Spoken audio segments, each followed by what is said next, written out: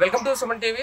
Telugu Desam party నిర్వహించిన యువగళం పాదయాత్ర, నారా లోకేష్ గారు చేసిన పాదయాత్ర అయితే తెలుగుదేశం పార్టీ నాయకుల్లో కార్యకర్తలు ఒక జోష్ అయితే తీసుకొచ్చింది. కానీ దాని ప్రభావం ఎంతవరకు రేపు 2024 ఎన్నికల మీద ఉంటుంది, తెలుగుదేశం పార్టీ అధికారంలో రావడానికి ఎంతవరకు ఉపయోగపడుతుంది? ఒక బంధం కూడా ఏర్పాటు చేసుకున్నారు జనసేనతో. జనసేన తెలుగుదేశం పార్టీ కలిసి నడవబోతున్నాయి. ఈ క్రమంలో ఎంతవరకు కాకినాడలో కానీ లేదంటే రాష్ట్ర వ్యాప్తంగా అధికారంలోకి వచ్చే అవకాశం ఉంది? ఇదంతా మీద మనతో మాట్లాడడానికి తెలుగుదేశం పార్టీ రాష్ట్ర బీసీసీఎల్ అధికార ప్రతినిధి చెల్లుపోయిన శ్రీనివాసరావు గారు ఉన్నారు. శ్రీనివాసరావు గారు, చూశారు మీరు మొత్తం యువగళం పాదయాత్ర. మీ మీద ఉన్న ప్రధానమైన విమర్శ ఏంటి అంటే, ఏదో తూతూ మంత్రంగా చేసేసారు. జగన్మోహన్ రెడ్డి గారు రికార్డు బద్దలు కొట్టడానికో లేదంటే నారా లోకేష్ గారి పేరు ఏదో లిఖించుకోవడానికో చరిత్రలు రాసుకోవడం తప్ప అంతకుమించి ఉపయోగం లేదనేది ఏం చెప్తారు సార్? ఇది ప్రజల కోసం, యువత కోసం చేసినటువంటి పాదయాత్ర మాత్రమే. ఇది రికార్డులు బద్దలు కొట్టుకోవడానికి లేదంటే ఇంకో రకమైనటువంటి చరిత్రలు క్రియేట్ చేయడానికి చేసినటువంటిది కాదు. ఇది నారా లోకేష్ బాబు గారు రాష్ట్ర వ్యాప్తంగా ఉన్నటువంటి యువత ఎవరైతే ఉన్నారో వారందరూ భవిష్యత్తులో ఏ రకంగా ముందుకు తీసుకెళ్ళాలి వాళ్ళందరినీ కూడా, లేదంటే భవిష్యత్తులో మనం ఒక కార్యాచరణ రూపొందించి ప్రతి ఒక్కరి దగ్గరికి, నిమ్న వర్గాల దగ్గరికి ప్రతి ఒక్కరిని కూడా కుల వృత్తుల పరంగా కానీ లేదంటే యువతను కానీ అలాగే పెద్దలు, మహిళలు, పిల్లలు ప్రతి ఒక్కరిని కలిసి వాళ్ళ యొక్క అభిప్రాయాలను, వాళ్ళ యొక్క సాధక బాధకాలను తెలుసుకుని భవిష్యత్తులో మన గవర్నమెంట్ రాబోతుంది, ఆ గవర్నమెంట్లో మేము ఏమేం పనులు చేయాలి, మంచిగా ఈ రాష్ట్రానికి ఉపయోగపడే విధంగా భవితవ్యానికి తీసుకెళ్లాలనే ఉద్దేశంతో మాత్రమే చేయడం జరిగింది. కానీ ఏదో ఒకరి మీద పోటీకి కానీ లేదంటే ఒకరి మీద కక్ష సాధింపులకు కానీ చేయడం జరగలేదు. ఆ యువగళాన్ని ఎప్పుడైతే సక్సెస్ని చూశాడో ఈ జగన్మోహన్ రెడ్డి భయపడి దాన్ని ఆపడానికి రకరకాల విన్యాసాలు చేసి కేసులు పెట్టించి వివిధ రకాలైనటువంటి మా వాలంటీర్లను కూడా చాలామందిని అర్ధరాత్రిలో తీసుకెళ్ళి జైల్లో వేసిన పరిస్థితులు అయితే మనం చూసాం. ఈ రోజుకి ఇందులో పాల్గొన్నటువంటి చాలామంది మీద, ఎక్కువ మంది మీద కేసులు కూడా బుక్ చేసి మమ్మల్ని ఇబ్బంది పెట్టిన పరిస్థితి. కానీ నవశకం ద్వారా మీరు ప్రజలకు ఏం చెప్పారు, ఏం మెసేజ్ ఇచ్చారు? మేము జనసేన కలిసి ఉన్నాం, లేదంటే పవన్ కళ్యాణ్ గారికి పవర్ షేరింగ్ ఉండదు, ఎన్ని సీట్లు ఇస్తాం, ఇవి క్లారిటీ ఇవ్వలేదు. ఏం చెప్పారు? క్లారిటీ ఇవ్వడానికంటే ఇప్పుడు ఉన్నటువంటి పరిస్థితి ఏంటంటే పవన్ గారు, చంద్రబాబు నాయుడు గారు కూర్చుని దాని మీద ఇంకా డెసిషన్ తీసుకుంటున్నారు.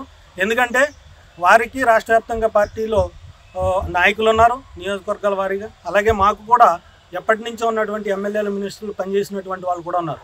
వాళ్ళందరితో కూడా సరైన నిర్ణయం తీసుకుని దాన్ని షేరింగ్ ఎలా చేస్తారనే దిశగా తొందరలో నిర్ణయం ప్రకటించే అవకాశం. జనసేనతో సఖ్యతగా కలిసి ముందుకు వెళ్తున్నారా? పొత్తులో ఎక్కడ ఎటువంటి ఇబ్బందులు ఎదుర్కోవట్లేదా? మీ తెలుగుదేశం పార్టీ నాయకులే చాలామంది ఇన్సెక్యూర్ ఫీల్ అవుతున్నారు. మాకు ఇక్కడ సీట్ రాదు, ఖచ్చితంగా వాళ్ళకి కేటాయించిన జిల్లా చాలా ఉన్నాయి. నియోజకవర్గాల పేరు చెప్పాలంటే మీ కాకినాడ జిల్లాలో కూడా ఉంది, పిఠాపురంలో కూడా ఉంది, జగ్గంపేటలో ఉంది, ఎక్కడ పడితే అక్కడే ఉన్నాయి. దాన్ని ఎలాగా సెటరేట్ చేస్తారు? ఎక్కడైతే జనసేన ప్రాబల్యం ఎక్కువగా ఉంటుందో, బలమైన నాయకులు ఉంటారో వాళ్ళందరినీ కూడా కోఆర్డినేట్ చేసుకుని మా నాయకులు నిర్ణయం తీసుకుని దాన్ని సర్దుబాటు చేసుకునే విధంగా, అదేవిధంగా పవన్ కళ్యాణ్ కూడా ప్రకటించారు. ఎలా అంటే 10 సంవత్సరాలు, కనీసం 10 సంవత్సరాలు కలిసి పనిచేస్తాం, దీనికి ఒక కార్యాచరణ రూపొందిస్తామని చెప్పడం జరిగింది. బీసీసీఎల్ అధికార ప్రతినిధిగా ఒక విషయం చెప్పండి. సామాజిక న్యాయం పేరుతో ముందుకు వెళ్తున్నారు జగన్మోహన్ రెడ్డి గారు, ముఖ్యమంత్రిగా జగన్మోహన్ రెడ్డి గారు. ఈసారి మాత్రం ఆ రేషియోలోనే సీట్ల కేటాయింపు, ఆ కేటాయింపుకి, ఆ సామాజిక న్యాయానికి మీ పార్టీ భయపడుతుందా? ఆయన కేటాయించినట్టు బీసీలకు ప్రాధాన్యత ఇచ్చి దాదాపు 50% సీట్లు కేటాయించే ఆలోచన మీ పార్టీలో ఉందా? మా పార్టీలో ఎవరైతే కష్టపడి పనిచేస్తారో వాళ్ళకి ప్రాధాన్యత ఇస్తూ, అలాగే మీరు అన్నారు కదా ఈరోజు జగన్మోహన్ రెడ్డి గారు బీసీలకు ప్రాధాన్యత ఇస్తున్నారని చెప్పి, ఎవరైతే రాజకీయ నిరుద్యోగులు ఉంటారో అటువంటి వారికి మాత్రం ప్రాధాన్యత ఇస్తున్నాడు అతను. ఈరోజు మనం చూస్తున్నాం, కార్పొరేషన్లు ఏర్పాటు చేసినా లేదంటే ఇంకో రకంగా ఈరోజు పొద్దున మనం చూసాం.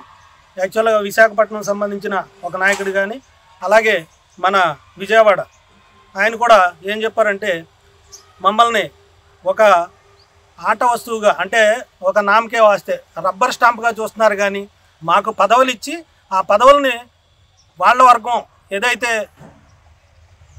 జగన్మోహన్ రెడ్డి గారి సామాజిక వర్గం ఉందో వాళ్ళు పరిపాలిస్తున్నారు, పదవుల్లో మాత్రం మేము బొమ్మల్లో ఉంటున్నామని చెప్పి చెప్పడం జరిగింది.